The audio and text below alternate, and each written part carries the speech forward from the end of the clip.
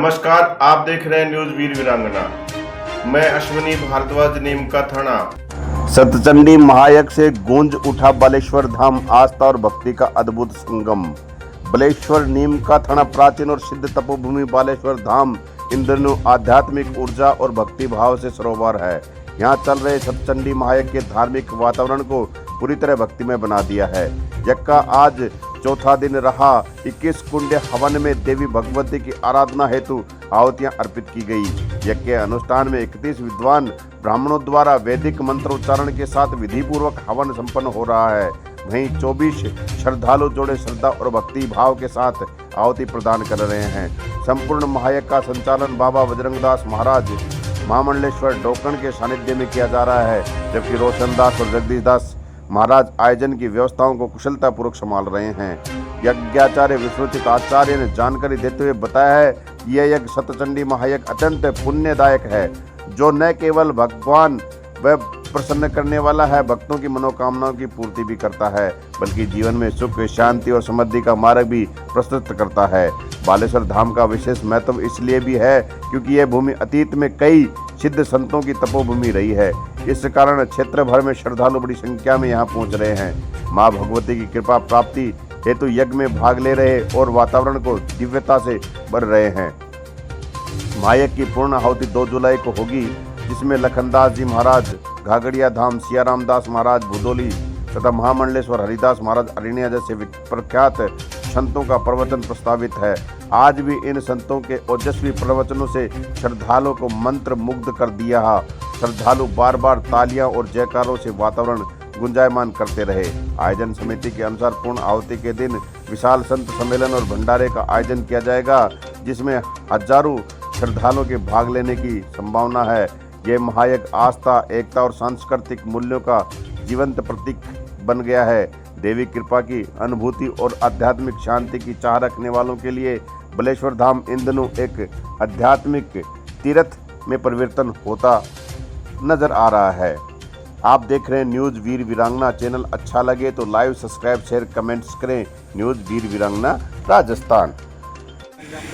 एवं व्यास व्यक्ति पर आसीन महाराज श्री के चरणों में दंडवत, सभी ब्राह्मणों के चरणों में प्रणाम, सभी भक्तों को जय सीताराम। देखिए, हमारे कई जन्मों के पुण्य जब उदय होते हैं तब हमको जा करके मनुष्य योनि मिलती है, और मनुष्य योनि के बाद में हमें सत्कर्म पर चलना और सत्कर्म करना और ऐसे आयोजन करना जिनके द्वारा हम देवताओं का यजन करें। देखो, देवताओं में एक चीज होती है, देवता और राक्षस, ये 2 शब्द हैं, आपने सुने होंगे। राक्षस भी सुना और देवता भी। ये 2 प्रकार की एनर्जी हैं, नेगेटिव पॉजिटिव। अब राक्षस और देवता शब्द पर जाइए आप, तो जो देवता जो देने का ही काम करे हमेशा, उसको हम क्या कहते हैं? देवता। और जो ले करके रखता ही रहे, रखना ही जानता हो, देना जानता है, वो राक्षस होता है। सीधी सी परिभाषा है। तो हमें देवताओं की परीक्षा हुई तब भी यही हुआ था, देवताओं ने देना सीखा, उस परीक्षा में वो पास हुए। और देवताओं को ऐसा कोई आशीर्वाद कहिए, श्राप कहिए, देवताओं को ये भी है कि वो अपने हाथ से भोजन नहीं करते। वो हम जब उनको, वो हमको सब कुछ देते हैं, लेकिन भोजन अपने हाथ से नहीं करते। हम जब यजन करते हैं तब देवता पुष्ट होते हैं, और जब देवता पुष्ट होते हैं तो वो आशीर्वाद देते हैं। आशीर्वाद के द्वारा हम तो सभी वस्तुएं प्राप्त होते हैं। इसलिए हम सौभाग्यशाली हैं, हमारे द्वारा देवताओं का यजन होता है, यानी देवताओं को हम भी भोजन करा रहे हैं। ये हमारा भाग्य, सौभाग्य है। और विशेषकर महात्माओं के सानिध्य में बाबूदास जी ने आपको बहुत सारे यज्ञों में आप लोगों से यज्ञ करवाए और आपको अवसर प्रदान किया। निश्चय ही वो भी धन्यवाद के पात्र हैं। और जितने भी भक्त लोग यज्ञ में द्रव्य देते हैं, उनका भी बहुत बहुत, उनका धन जो है ना शुद्ध हुआ। देखो, कहते हैं ना, धन की 3 गति होती है, 3 गति धन, चौथी कोई गति नहीं हुई। उसका कहना है कि देखो, खाओ पियो अंग भी लागे, खाना खा पी लिया तो अंग शरीर के लग गया, और दान दिया, दिया लिया संग लगे। अगर दान दिया लिया है तो वो आगे तक हमारे साथ में जाएगा, और दिया लिया भी नहीं, खाया पिया भी नहीं, तो बचे हुए को जंग लगे, फिर वो कोई काम ना, कुछ भी काम नहीं आता। इसलिए जो दे सकते हैं देना भी चाहिए, और विद्वानों के आशीर्वाद से, विद्वानों के सानिध्य में आप लोग दुर्गा माँ का आयोजन कर रहे हैं।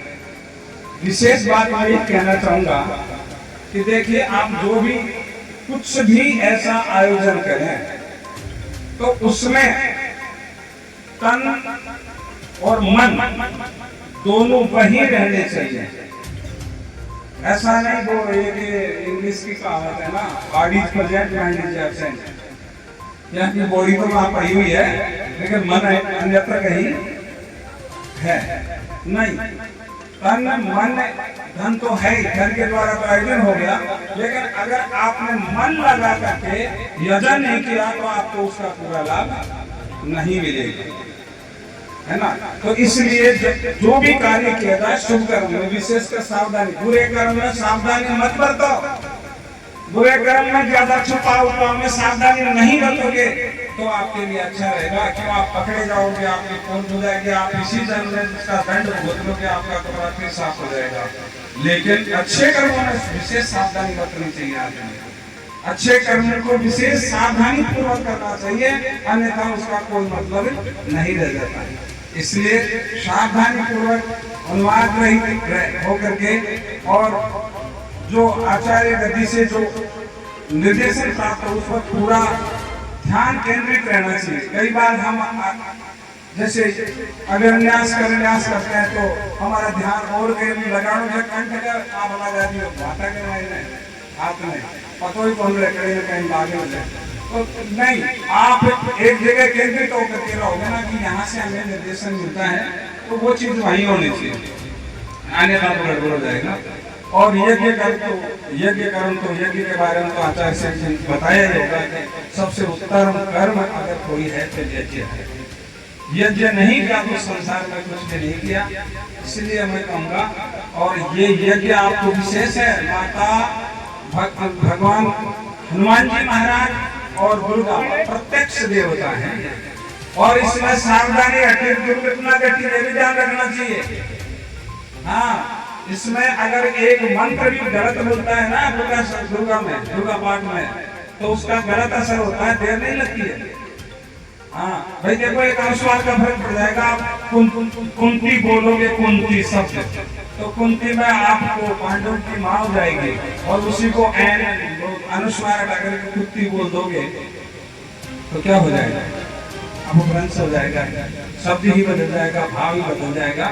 इसलिए इसमें विशेष सावधानी रखना चाहिए। और दुर्गा माँ का अनुष्ठान हो उसमें तो विशेष शयन करने का, खाने पीने का, आपको बोली भाषा का, वाणी पर नियंत्रण रखना चाहिए, क्रोध नहीं करना चाहिए, और जितना हो सके इस यज्ञ के बाद में भी अनर्गल बात न करके और माँ भगवती का ध्यान करते रहना चाहिए। और उसके बाद में देखना, अगर आपने बिल्कुल 9 दिन तक माँ भगवती के ध्यान में तन्मयता से दोनों मग्न होकर के आपने किया, तो आपको 9 दिन के अंदर ही, मेरा एक प्रत्यक्ष है माँ भगवती का, मैंने प्रत्यक्ष देखा है, या तो आप सब में शेर देखने लग जाएंगे, शेर, पहाड़, वन, या हो सकता है कि माँ के मंदिर के दर्शन होने लग जाएंगे, प्रत्यक्ष होने लग जाएगा। लेकिन होगा तभी जब आपकी आत्मा में वो चीज हमेशा रहेगी।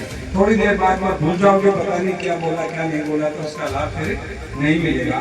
इसलिए कोई भी देवता हो, चाहे राम जी का यज्ञ हो, तो उस समय राम जी का ध्यान करना चाहिए। किसी भी यज्ञ का यजन हो उस समय उसका पूर्ण ध्यान दत्तचित्त मन से मन में आप जो है ना माँ का भगवती का स्मरण करते रहे, तो आप उनके चरित्र को, उनके शरीर को, उनके स्वरूप का ध्यान करते रहे, तो उससे हमको लाभ मिलेगा।